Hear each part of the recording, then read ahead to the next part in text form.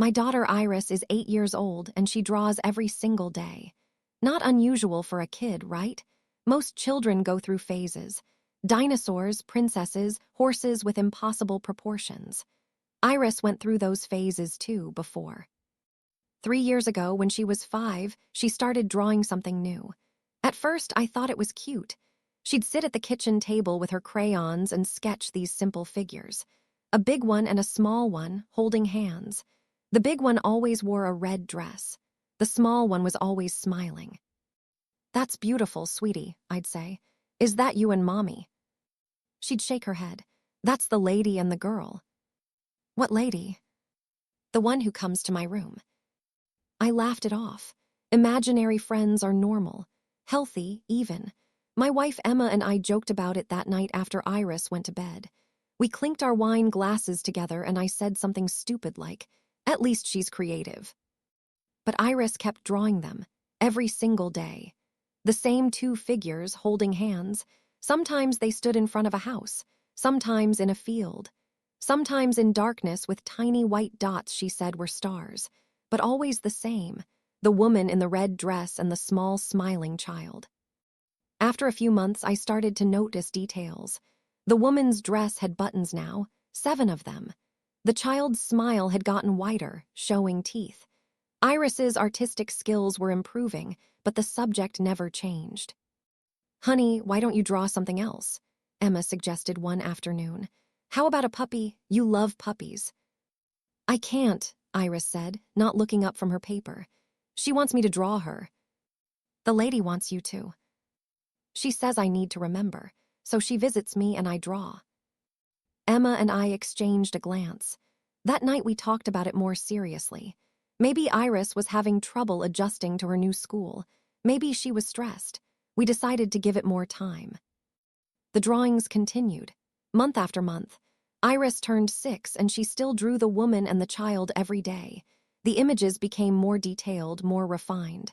The woman's face developed features, curly dark hair, a thin nose, sad eyes that Iris somehow captured with just a crayon.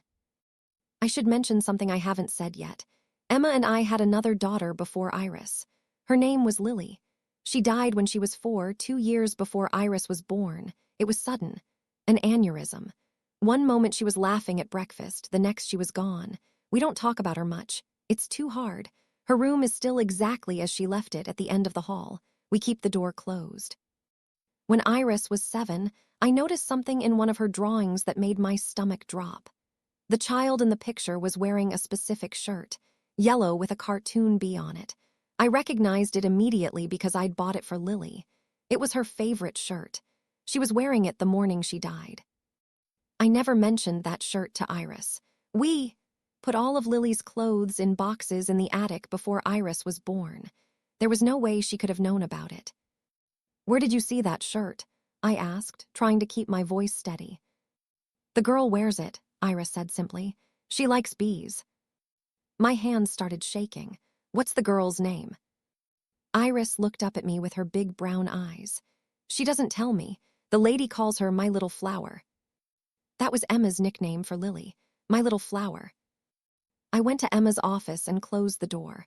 I asked her if she'd shown Iris any pictures of Lily, if she'd mentioned the bee shirt, if she'd called Iris My Little Flower maybe without thinking. Emma started crying. She hadn't. We agreed not to burden Iris with the weight of the sister she'd never known. Not yet. Maybe when she was older.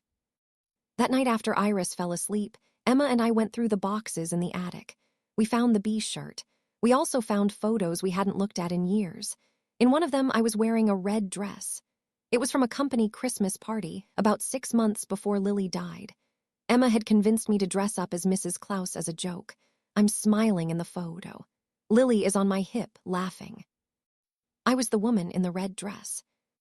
The next morning, I asked Iris to describe the lady. She put down her orange crayon and thought about it. "She's pretty," Iris said. "She has a nice voice. She's sad sometimes." "What does she tell you?" "She says she misses someone. She says she comes to visit because she doesn't want to forget her little flower. She says if she forgets, it's like she never existed at all." I couldn't breathe. Emma, standing in the doorway, let out a sound I'd never heard her make before. She says she's scared, Iris continued, coloring in the red dress. She says one day she won't remember what the laughing sounds like anymore, or what the little hands felt like, or the way she smelled like strawberry shampoo. Lily's shampoo. The one we'd bought because she insisted on it, even though it cost twice as much. Iris, I whispered, when does she visit you? At night, mostly. Sometimes I wake up and she's sitting on my bed, holding the girl's hand.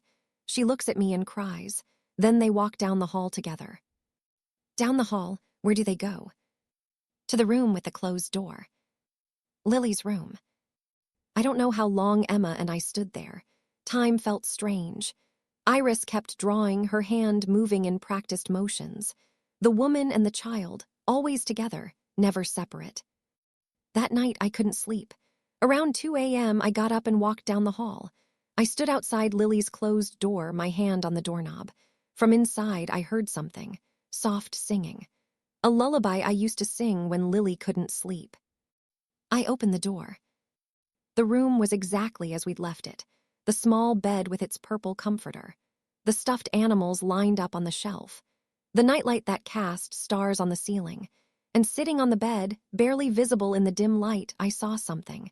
Not a person exactly, more like the memory of a person. The shape of someone who used to exist, refusing to disappear completely. She looked up at me with my own face, but it was wrong somehow. Older, more tired, eaten away by something I couldn't name. Beside her sat the shadow of a little girl in a beige shirt. I don't want to forget her, the shadow said in my voice. I can't forget her. I haven't, I said. We haven't forgotten her. Yes, you have. You closed this door, you packed her away. You had another daughter and pretended this one never existed. You smile now, you laugh, you've moved on. That's not fair. We grieve every single day. Do you? The shadow stood up, the child's hand in hers. When was the last time you said her name out loud? When was the last time you told Iris about her sister? When was the last time you let yourself remember what she smelled like? I realized I couldn't answer. I couldn't remember the last time. It had been months, maybe a year. We'd gotten so good at not talking about it, at protecting ourselves from the pain, that we'd let her slip away in the silence. Iris sees us because she doesn't know not to, the shadow continued. She doesn't know that dead daughters are supposed to stay buried, so we visit her and she draws us. She helps us remember. What are you? I asked. The shadow smiled sadly. I'm every version of you that can't let go, every moment you've suppressed, every memory you've locked away, every word you swallowed instead of saying her name. I'm what happens when love has nowhere to go. The shadow and the child walked toward me. As they got closer, I could see more details. The child's smile, the woman's tears, they looked so tired, so desperately tired. Help me, the shadow whispered. I can't carry her alone anymore. Then they walked through me and I felt it. 3 years of grief I'd pushed down. 3 years of memories I'd avoided. The sound of Lily's laugh, the weight of her in my arms, the way she said mama when she was scared, the strawberry smell of her hair, the breakfast table, the sudden seizure, the ambulance, the hospital, the doctor's face, the funeral, the empty room, the closed door, the silence, the terrible, endless silence. I collapsed in the hallway. Emma found me there sobbing. I told her everything. The next morning, we sat down with Iris. We showed her pictures of Lily. We told her about her sister. We said her name out loud, over and over, until it stopped feeling like a curse. We opened Lily's door. We sat in her room together as a family. We cried.